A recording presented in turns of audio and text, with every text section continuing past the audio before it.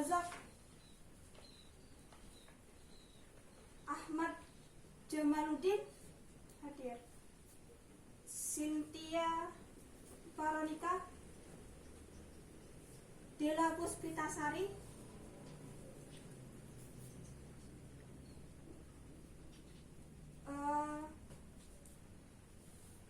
Sofia Muna. Sakit apa? Oh, ya udah, semoga cepat sehat. Terus Wela Mariani, hadir ya.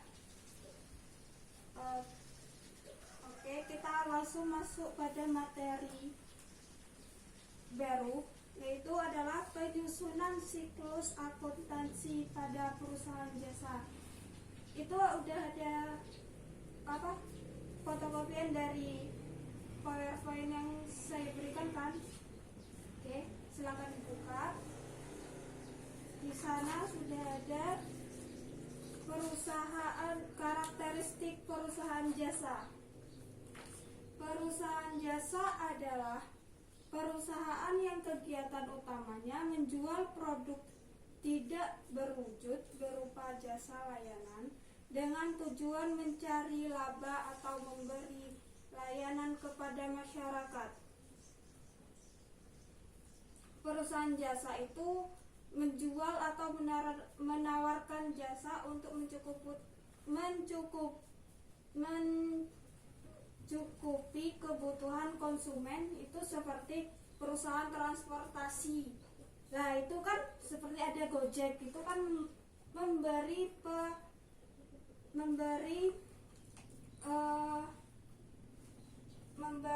jasa kepada konsumen.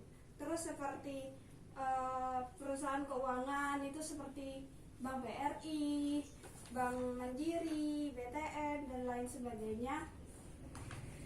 Dan ya masih banyak lagi perusahaan jasa di Indonesia. Terus kita masuk selanjutnya, itu ada ciri-ciri perusahaan jasa. Yang pertama, perusahaan jasa menawarkan produk yang tidak berwujud. Jasa adalah sesuatu yang tidak bisa kita lihat secara fisik, namun dapat dirasakan manfaat kegunaannya. Oleh karena itu, sebuah perusahaan jasa pada hakikatnya tidak menjual produk nyata.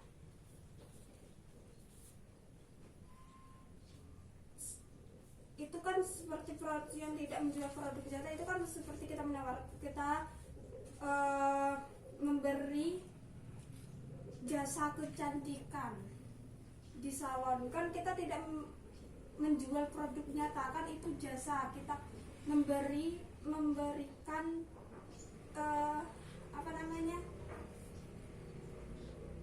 kecantikan kepada konsumen kita. Dan standar harga untuk suatu layanan yang ditawarkan perusahaan jasa sulit diukur. Harga suatu jasa atau layanan bergantung pada tingkat kepuasan konsumen yang mengikat jasa tersebut. Biasanya sih ya begini, semakin laris manis suatu perusahaan jasa, maka harganya pun dinaikkan. Bisa dibilang ada harga, ada rupa, seperti yang saya katakan pada contoh tadi. Itu seperti contoh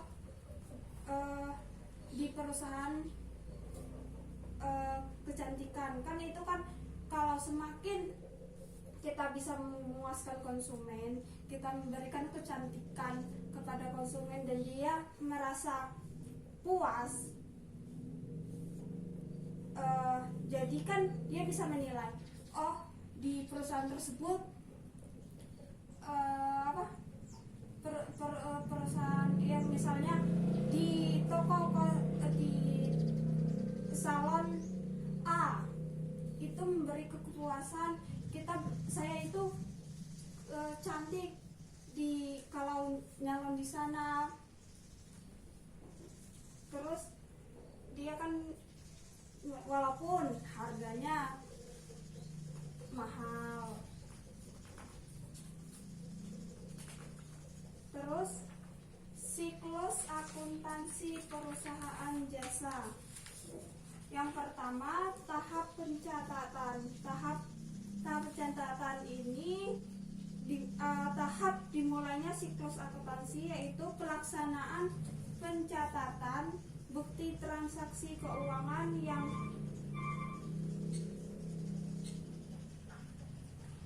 akibatnya ada transaksi keuangan. Pada tahap ini terdiri dari pencatatan dalam jurnal umum, mempostikan ke buku besar, jurnal umum, dan yang kedua itu tahap pengiktisaran, yaitu tahap yang dilakukan setelah pencatatan. Tahap ini terdiri dari penyusunan jurnal penyelesaian, jurnal kembali, dan pembuatan neraca lajur. Yang ketiga, tahap pelaporan, yaitu tahap terakhir setelah tahap yang pertama dan kedua tadi, tahap pencatatan dan pengiktisaran. Pada tahap ini, pembuatan laporan keuangan, pembuatan jurnal penutup, pembuatan neraca saldo setelah penutupan. Yang selanjutnya ada transaksi keuangan dan bukti transaksi. Transaksi keuangan adalah suatu transaksi yang dilakukan perusahaan dalam rangka merealisasikan tujuan perusahaan, yaitu mencari keuntungan atau memberi layanan kepada masyarakat. Contoh transaksi keuangan kan ada pembelian peralatan, menerima piutang, ada membayar utang, dan juga ada membayar gaji ke kas. Terus transaksi perusahaan harus dilakukan sesuai dengan prosedur yang lazim, dan setiap transaksi harus disertai bukti. Bukti ini merupakan dokumen jika silang terdapat antara perusahaan dengan kreditur atau dengan debitur. Selanjutnya itu kan ada macam-macam bukti transaksi. Yang pertama ada memo. Memo adalah bukti yang dibuat oleh perusahaan dan ditunjukkan pada bagian dari perusahaan tersebut. Misalnya, kamu seorang supervisor di perusahaan jasa. Nah, direktur pemasaran kamu memerintahkan untuk membuat hasil laporan penjualan bulan ini, dan itu kamu harus menggunakan yang namanya memo. Yang kedua ada faktur, yaitu transaksi penjualan atau pembelian secara kredit, itu dinamakan faktur. Terus secara faktur, misalnya coba deh kalian pulang atau nanti pulang sekolah kan, coba cek BPKB kendaraan kamu atau BPKB orang tua kamu. Biasanya di bagian belakang BPKB itu ada faktur yang disertakan. Yang pertama itu lembar untuk bukti bagi penjual yang disebut faktur penjualan. Yang kedua, dibaliknya lagi itu lembar kedua itu ada bukti pembeli yang disebut dengan faktur pembelian. Yang ketiga, kwitansi, bukti bahwa perusahaan telah menerima atau membayar sejumlah uang. Biasanya kwitansi disebut rangkap, dibuat rangkap. pertama diberi kepada pihak yang membayar, sedangkan lembar kedua digunakan sebagai arsip.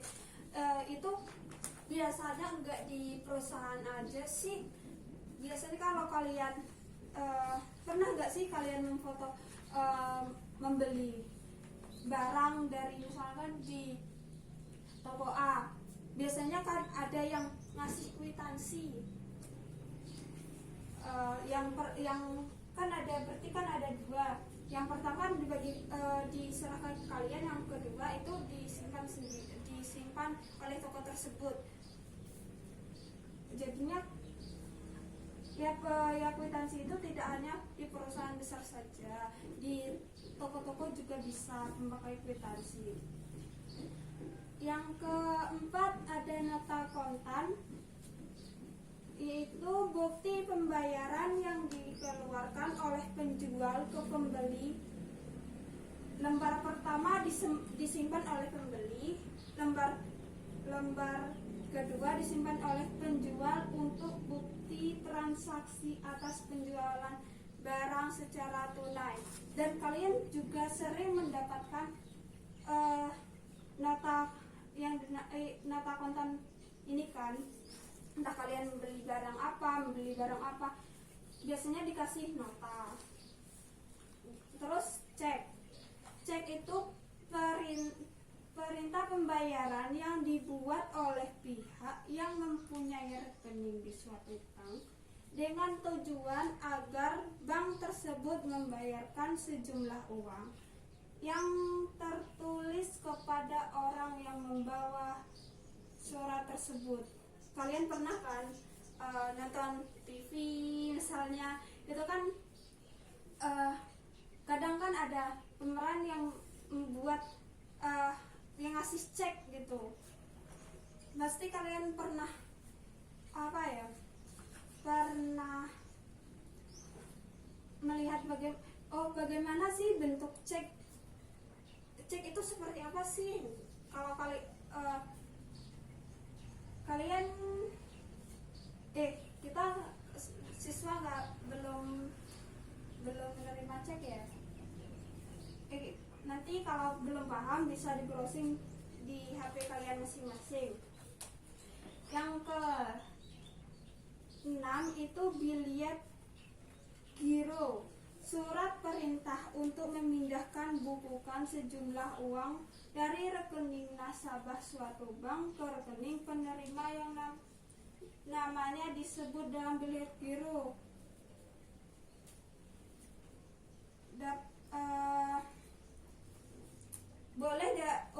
Boleh bank yang sama ataupun bank yang berbeda. Berarti kan kalau cek sama biliet giro itu hampir sama ya. Itu kan kalau biliet giro kan memindahkan bukukan. Oke. Ada yang bertanya?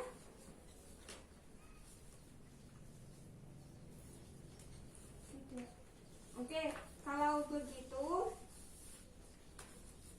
kita setelah dari apa yang saya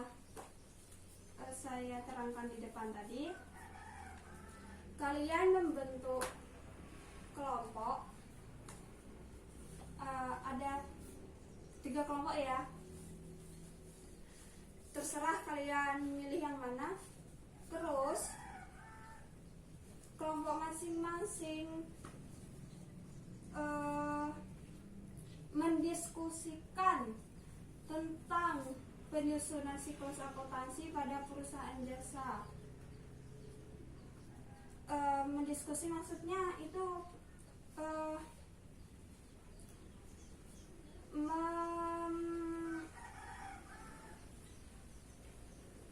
merangkum apa yang saya bicarakan di depan tadi, terus